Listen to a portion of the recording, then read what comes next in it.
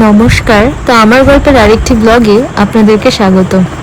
এটা হলো শনিবার রাত্রিবেলায়, এখন বাজে 1:30। আর এখন অভিষেকের একটা কল এসেছিল হসপিটাল থেকে।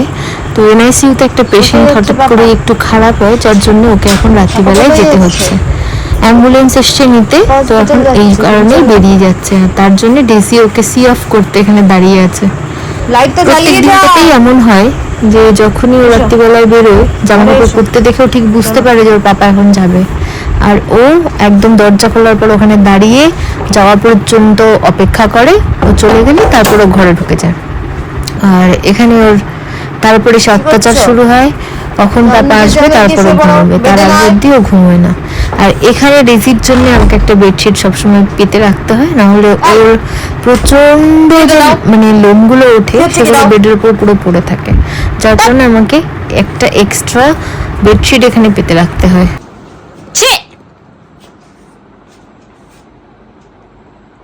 ওই ওই ওই ওই এই এই এই এই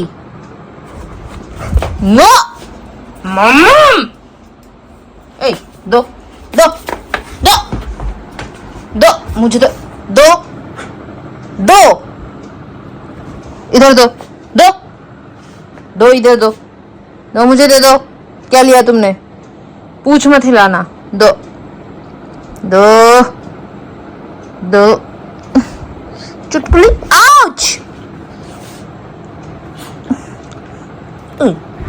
জানো তো, আগে আমি কুকুর একদমই পছন্দ করতাম না, কিন্তু যবে থেকে ডেজি আমাদের ঘরে এসছে, শুরুতে আমার ওকে অতটা ভালোই লাগতো না, মানে খুব ইরিটেটিং হতাম। অনেকবার ভেবেছিলাম যে কাউকে দিয়ে দেবো, যে কুকুর ভালোবেসে নিতে চায়, কিন্তু অভিষেক খুব কেঁদে ফেলতো। মানে যখনই ওকে দিয়ে দেওয়ার কথা বলতাম, অভিষেকের চোখে জল চলে আসতো, যার কারণে আমিও ধীরে ধীরে ওকে মেনে নিয়েছি। যে কোনো বমি হয়ে যেত কারোর পটি করা দেখলে, সেই আমি ওর পটি ক্লিন করতাম, ওকে স্নান করাতাম, সমস্ত কিছুই ওর জন্য করেছি। ধীরে ধীরে ওর একটা অভ্যেসে দাঁড়িয়ে গেছে, আর এখন তো ওকে দেওয়ার কথা ভাবতেই পারি না। ডাক্তার আমাকে বলেছে যে ওর সাথে আমার যাতে মানে একটু দূরে সরিয়ে দিতে, যাতে আমার ইনফেকশন না হয়, কারণ আমার প্রচন্ড অ্যালার্জির প্রবলেম হয় ওর ফার থেকে। কিন্তু এমন হয়েছে যে ওকে কোথায় দেবো, মানে যখনই ভাবি না যে আমাদের শ্বশুর বাড়িতে রেখে আসবো, সেটাও পারি না। মানে এত কিউট না কুকুর জিনিসটা, মানে কত যে কিউট হতে পারে সেটা আগে বুঝতাম না। যখন থেকে ডেজি আমাদের লাইফে এসছে, তখনই বুঝতে পেরেছি যে ওদের ইমোশন কাকে বলে, ওদের সমস্ত কিছু, ওদের অপেক্ষা করা A to Z একটা মানুষের থেকেও বেশি। ওরা অনেক ভালো হয়, ওদের মনে কোনো শয়তানি বা কিচ্ছু থাকে না, একদমই না। তো খুবই ভালো লাগে এখন ডেজির সাথে সময় কাটাতে। যখন আমি কলকাতায় গিয়ে থাকি, ডেজিকে দেখতে পাই না, তখনও খুব কষ্ট লাগে যে ওকে খুব মিস করি আমি। তো যাই হোক, এরকম ডেজির সাথে সারাটা দিন আমার এইভাবেই কেটে যায়। মাঝে মাঝে অনেক রাগও হয়, তখন যখন খুব দুষ্টুমি করে বা প্রচন্ড কিছু কাটাকাটি বা বাইরে বেরিয়ে যায়, তখন হয়তো একটু আধটু মেরেও দিই, কারণ এটাই হয়। বা বাড়িতে যদি আপনি কোনো ডগ পোষেন, তাহলে সেটা নিজের বাচ্চার মতনই হয়। তখন তাকে মারাও যায়, আবার আদরও করা যায়। ডেজি, নো, ডোন্ট ডিস্টার্ব, যাও, রুকো। पापा कोई पापा নো নো तुम्हें पापा को নো। এই দেখুন, এক্ষুনি আমি যখন এই ভয়েসটা এখানে সেট করছি, पापा इससे ও এসে আমাকে প্রচুর ডিস্টার্ব করছে। আমার গায়ের মধ্যে একটা মুখে বল নিয়ে এসে আমাকে বলটা হাতে দিয়ে বলছে এটা খেলো। এটাই খুব মজার লাগে। আর ও এখানে পাপার জন্য অপেক্ষা করছিল, তো তারপর এখানে ওর পাপা চলে এসছে, বুঝতে পেরেছে। সবার আগে ওই দৌড়ে আসে, এসে দরজার সামনে দাঁড়িয়ে যায় যে পাপাকে দেখবে। তারপর যেই দেখলো যে পাপা বাড়িতে চলে এলো, বাস এবার ওর আর কোনো টেনশন নেই। এবার ওর মনে শান্তি হলো যে হ্যাঁ, সবাই বাড়িতে আছে, এবারও আরামসে ঘুমোবে। আর এটা হলো ঠিক রবিবার সকাল বেলার। ডেজি, রুকো না। ডেজি, बाद में देखो देखो पापा আসছে দেখো দেখো দেখো পাপা আসছে পাপা। তো এটা হচ্ছে আমার শাশুড়ি মা, খুব সুন্দর দই বড়া বানায়। আর আগে একদিন বানিয়েছিল, তো সেদিনকে আমরা আবার বললাম পরে যে খুব ভালো হয়েছিল, আবার খেতে ইচ্ছা করছে, তাই উনি আবার বানিয়ে দিয়েছে দই বড়া। আর ওনার হাতের দই বড়া খুবই ভালো লাগে। হয়ে গেল তো সেদিন পোড়া মাংস। আর এখানে এটা হচ্ছে আমাদের বাড়ির মানে নিচটার ঠিক পেছনটায় এরকম ধরনের কিছু গাছপালা যেগুলো আমি দার্জিলিং থেকে এনে রেখেছি, ওই গাছগুলো। আর এখানে দিদাকে আমি দুটো টব দিলাম, কারণ দিদা কিছু গাছ লাগাবে। আর এখানে এগুলো পড়ে পড়ে নষ্টই হচ্ছিল। আমি আর এখানে গাছ লাগাবো না, আমাদের যে নতুন বাড়িটি হচ্ছে আমি ভাবছি এরপরে গিয়ে ওখানেই সমস্ত গাছ লাগাবো। আর এই যে দিদাকে দেখালাম, ওনারই এই ছাদের বাগানটাও আপনাদেরকে দেখিয়ে দিই।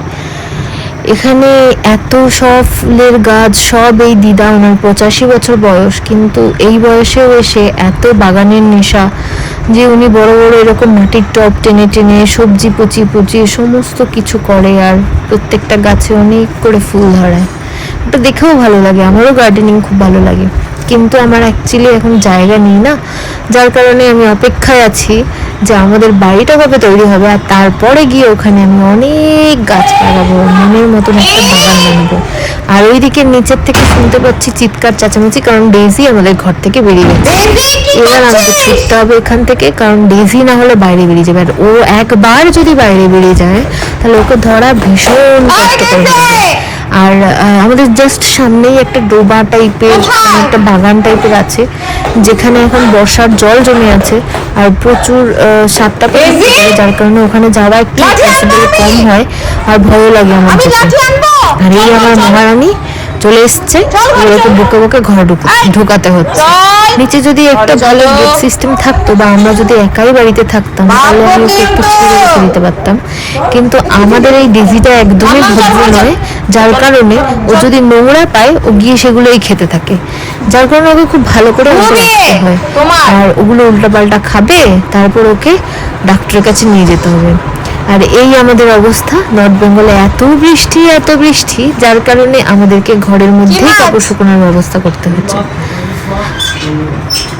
আর এখানে এসছে আমাদের পাড়ার ফেমাস মাছ ওলা দাদা, মাছ কিনতে হয়, কারণ রোজকার আমি বাজারে যেতে পারি না, আর অভিষেক তো একদমই যেতে পারে না, আর সে কারণে আর এখন নিচ্ছি না, কারণ সানডেতে অনেকগুলো মাছ এনে দিয়েছে।